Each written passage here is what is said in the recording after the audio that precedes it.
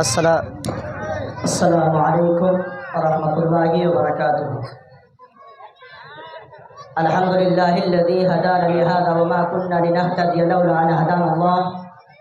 اما بعد، اعوذ باللہ من الشیطان الرجیم، بسم اللہ الرحمن الرحیم۔ کل نفس ذائقۃ الموت وانما توفون اجورکم یوم القیامہ فمن زحزح عن النار وادخل الجنۃ لقد فاز وما الحیاۃ الدنیا الا متاع الغرور۔ صدر محترم اور میرے عزیز ساتھیوں، آج کے اس پروگرام میں میرا عنوان ہے موت۔ دنیا کے اندر جتنے بھی مذہب ہیں، سکھ ہو، شیعہ ہو، یہود ہو، نصارہ ہو، مجوسی ہو، جتنے بھی مذہب ہیں، چاہے وہ اللہ کو مانے یا نہ مانے، چاہے وہ قرآن کو مانے یا نہ مانے، لیکن ان کو تصور ہے، ان کو یقین ہے کہ مرنا ہے۔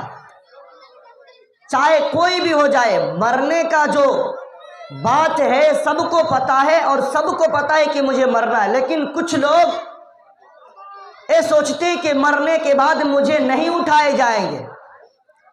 مرنے کے بعد دوبارہ انہیں نہیں اٹھائے جائیں گے، مرنے کے بعد وہ مٹی میں سڑ جائیں گے، گل جائیں گے، ختم ہو جائیں گے۔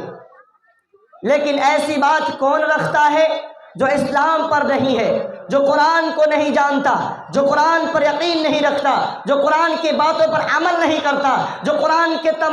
تمام باتوں کو ٹھکراتا ہے، غلط سویکار کرواتا ہے، وہی شخص ان کے اندر وہ تصور ہے، وہ غور و فکر ہے، وہ ان کے پاس یقین ہے کہ ہمیں مرنے کے بعد نہیں اٹھائے جائیں گے۔ اور کچھ لوگ ایسے ہیں کہ کہتے ہیں کہ مرنے کے بعد مجھے 7 جنم دیا جائے گا،